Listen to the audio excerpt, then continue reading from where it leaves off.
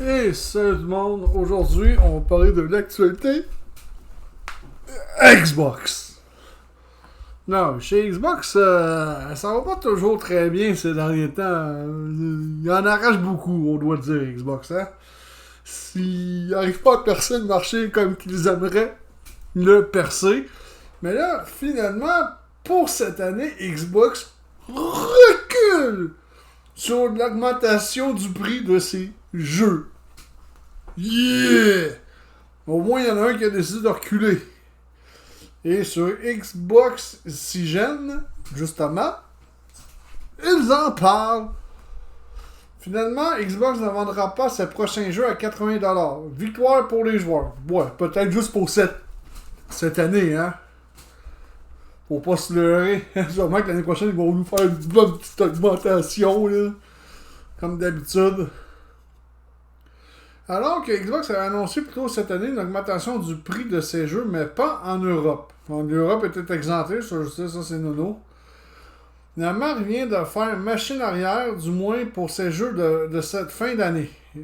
Finalement, Xbox ne vendra pas ses prochains jeux à 80$. Victoire pour les joueurs.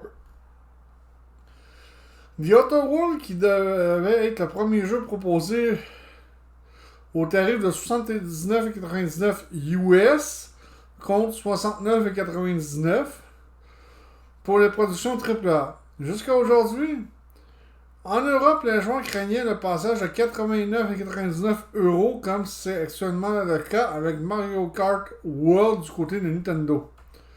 Cependant, il semblerait qu'il n'ait jamais été question d'augmenter le prix européen des jeux Xbox dans la mesure où les précommandes du Outer World avaient directement ouvert à 79,99€. Bon, ben, si le jeu est ouvert à ce prix-là, Xbox n'a pas le choix, il va falloir qu'ils le vendent à ce prix-là. Quoi qu'il en soit, Obsidian Entertainment vient tout juste d'annoncer que le prix standard des Outer World 2 est désormais de 69,99$ en dollars US. Ainsi, les joueurs ayant précommandé se verront rembourser la différence. Bon, ben ça, c'est toujours très bien. Au moins, ceux qui ont payé un peu plus cher pour leur précommande, mais ils vont se faire... rembourser. Au-delà du cas des Outer Worlds 2, un porte-parole de Microsoft a confié à IGN que cette mesure concerne également les jeux de fin d'année. Ninja Gaiden 4, oh, ça va être bon ça! Et Call of Duty Black Ops 7 devraient donc eux aussi être proposés à 69,99$. Nous nous concentrerons sur la création d'un monde incroyable à explorer pour les joueurs et nous maintiendrons les prix de nos sorties majeures pendant les fêtes, y compris The Outer World 2. À 69,99$ conformément aux conditions actuelles du marché. Certes, cette affaire ne nous concerne pas directement, mais nous pouvons nous rassurer en nous disant que nous sommes pour l'instant à l'abri d'un passage à 90€ des jeux Xbox en Europe. Il est tout à fait probable que nous étiez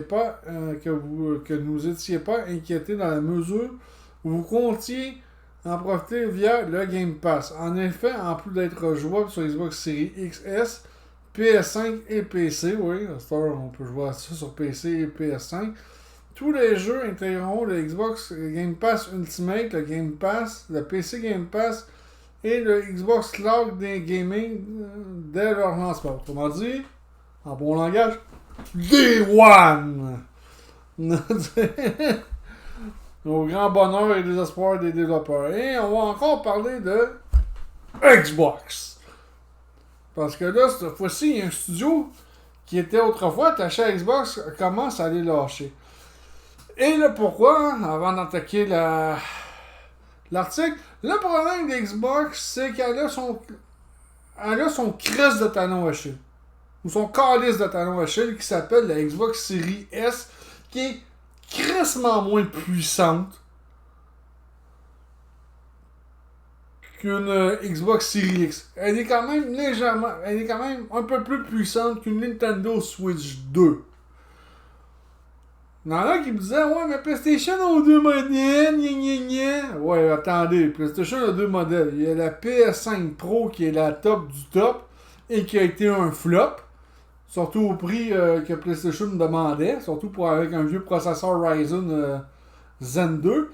Puis vous avez la PlayStation Slim conventionnelle qui est moins puissante qu'une PS5 Pro.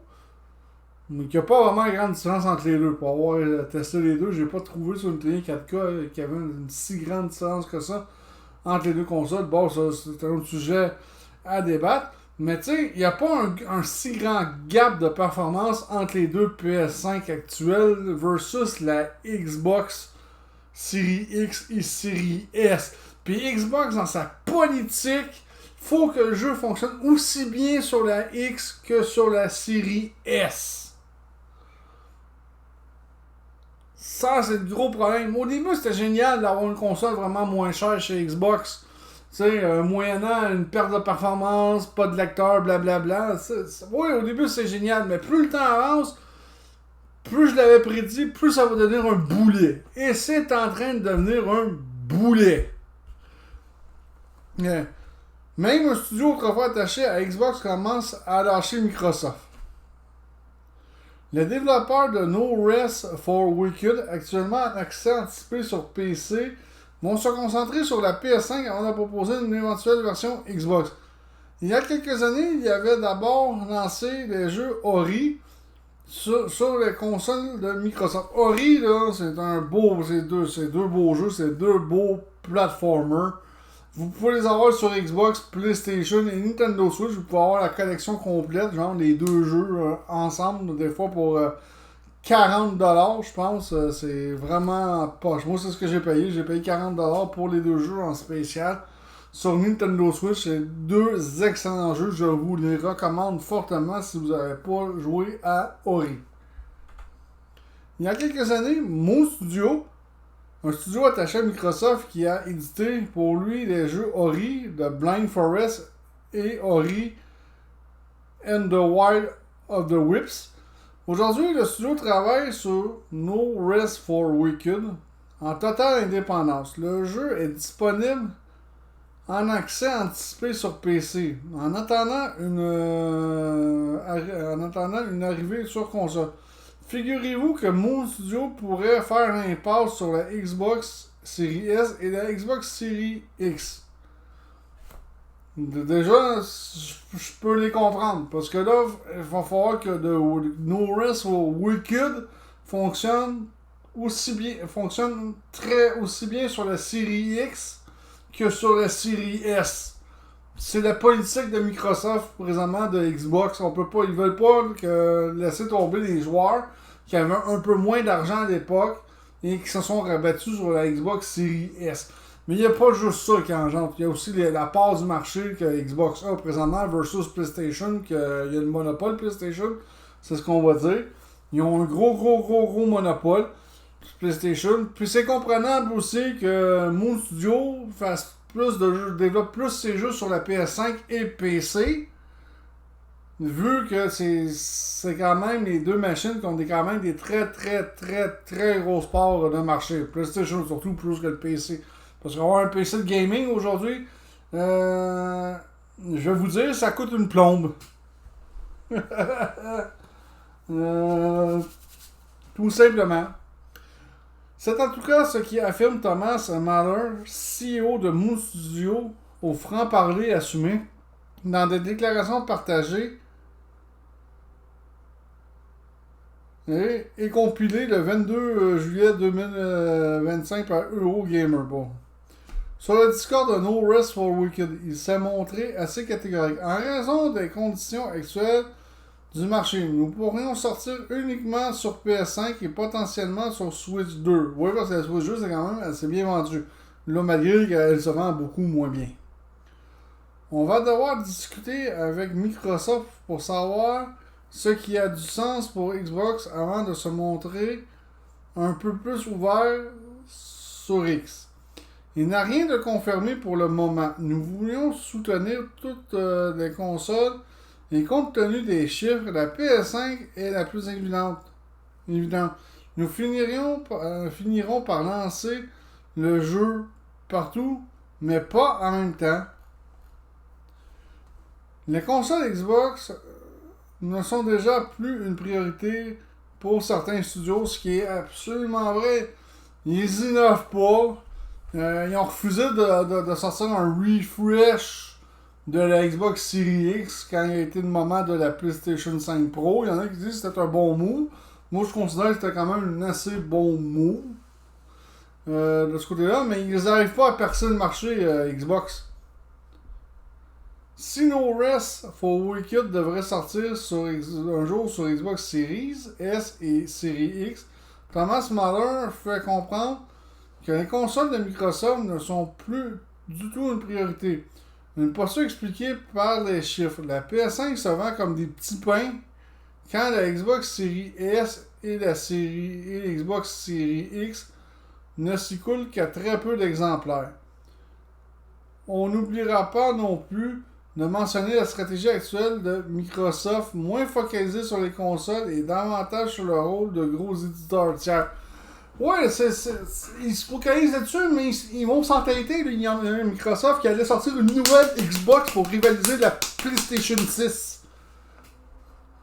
Ils vont la sortir, ils veulent rivaliser la PlayStation 6. Encore une fois. Fait qu'il va y avoir une nouvelle Xbox malgré tout. À moins qu'ils décident de changer d'idée. Mais ils veulent rivaliser la PlayStation 6. Thomas Muller n'attend pas créer une polémique non plus. Il en parle en tant que patron d'une entreprise qui doit faire des choix judicieux pour garantir sa santé financière. Sur le forum NeoGAF, il ajoute: les gars, on peut éviter les théories du complot. Pour être clair et concis, nous soutiendrons d'abord la console qui a le plus d'utilisateurs pour une question de ressources. Et il a entièrement raison. C'est la PlayStation 5 qui a le plus d'utilisateurs dans le monde présentement. Nous sommes un petit studio indépendant et par conséquent, faire un portage sur une console avec la qualité que nous visons n'est pas une petite tâche. Porter sur Xbox signifie faire une version Series S et une version Series X. Et cela prend plus de temps que de le faire sur la PS5 et PS5 Pro. Regarde, quand je disais au début du vidéo, le talon d'Achille de Xbox, la Xbox Series S. Faut que le jeu fonctionne aussi bien sur la Series S que sur la Series X. C'est la politique de Microsoft. Tu peux pas sortir un jeu de Xbox sur les consoles Xbox. S'il fonctionne juste sur la série X, ils vont dire non, on est les utilisateurs de la série S, on peut pas les laisser tomber, c'est comprenable. Mais autrement dit, il va falloir que je prenne mon jeu, que je le downgrade pour qu'il fitte sur la série S. Tandis que la PS5 et la PS5 Pro, le gap de performance n'est pas si long que ça. Si grand que ça. Versus une Xbox Series S et une Xbox Series X. On notera que la Xbox Series S est, une fois encore citée, en boulet. Et évidemment, j'en parlais au début. En proposant une console de nouvelle génération abordable, Microsoft rend la vie dure aux développeurs contraints d'optimiser. D'autres studios ont eu des soucis comme Game Science pour Black Myth Wukong, oui, qui a eu très beaucoup de misère sur la Xbox Series S. Oh oui, ça a pas été facile. Puis ça, c'est des ressources à consacrer pour le fitter sur la Xbox Series S. Il est en tout cas cocasse de constater qu'un studio, autrefois attaché à Xbox, préfère aujourd'hui se tourner vers Sony pour des raisons qui s'entendent. Surtout en sachant que Ori and the Blind Forest and Ori the Wild of the Whips, financés par Microsoft, donc, ont fini par sortir sur Nintendo Switch. Ah oui, c'est vrai. Fait que, évidemment, c'est ça le problème, c'est que c'est un boulet après la Xbox Series S pour Microsoft et les développeurs. Moi, c'est ce que je l'avais dit. J'ai dit, plus le temps va avancer, plus ça va donner un boulet. Et c'est en train de se concrétiser présentement. Malheureusement, c'est plate, mais c'est comme ça. C'est comme ça. Tandis qu'il y en a, comme j'ai dit, qui disent, comme j'ai dit, PlayStation 5, PlayStation 5 Pro, c'est deux consoles. Ouais, mais c'est ça. Mais moi, je suis technicien en informatique. Hein? Puis je connais du monde aussi qui font des benchmarks aussi avec des consoles. Ouais. Mais tu sais, c'est des consoles aujourd'hui, ce sont des ordinateurs à part et entière. Mais comme j'ai dit, une PS5 et une PS5 Pro, le gap de performance n'est pas si grand que ça. C'est ça le problème. On va voir ce qui va se passer pour la pauvre Xbox parce que je sens que la série X va être une génération à oublier chez Xbox. Il y en a qui m'ont demandé c'était quoi, selon moi, c'était quoi la meilleure génération de consoles que Xbox a faite. La Xbox 360. Elle a cartonné la 360 au coton. Elle a même clenché la PlayStation 3 pendant un certain temps. Jusqu'à temps que Microsoft décide de prolonger sa vie la vie de la 360 en 2008, parce qu'on se rappelle tous qu'en 2008, on a eu une grosse récession. Puis pour faire court, c'est que les PlayStation 4, la PS4 et la Xbox One, à l'époque, étaient supposés de sortir en 2008. C'était le plan des deux compagnies. Sauf quand il y a eu le crash de la récession en 2008, et Xbox, le président Xbox, Phil Spencer, avait dit ben là, sortir une nouvelle console présentement, c'est peut-être pas une bonne idée parce qu'il dit qu'il va y avoir beaucoup de monde qui vont perdre leur emploi, qui n'auront pas de l'argent nécessairement pour acheter une nouvelle console. Fait qu'il avait dit on va attendre que les choses se tassent. Puis en attendant, on va continuer à développer des bons jeux sur la 360. À partir de là, la PlayStation 3 a pris le devant sur la Xbox 360 de ce côté-là. Elle a fini par dominer. Mais si les deux consoles auraient sorti en 2008, la PlayStation 3 aurait été comme un échec pour Sony. Ce qui est absolument vrai. Mais la Xbox 360, selon moi, reste la meilleure Xbox ever. Malheureusement. Peut-être parce que la récession de 2008 aussi, il a donné aussi un sérieux bon coup de pouce. Mais elle a quand même bien cartonné avant ça. Donc là-dessus, je vous dis ciao tout le monde, à la prochaine.